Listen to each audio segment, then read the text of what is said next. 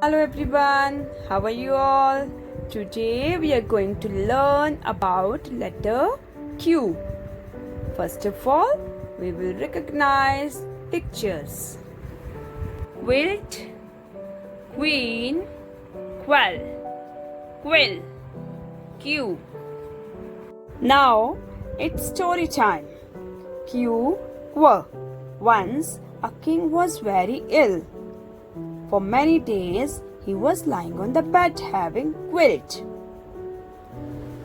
One day a quail sat on the pillar and suddenly its quill fell down.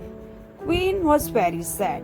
She thought, if I help poor and needy, the king will be all right. Queen ordered that all poor people should come to the palace and stand in a queue. The queen gave them food and money. Immediately, the king got up and was all right. All were very happy. Now let's have a recap. Q. Queen, quilt, quill, quell. Q. Question mark. Q. Thank you.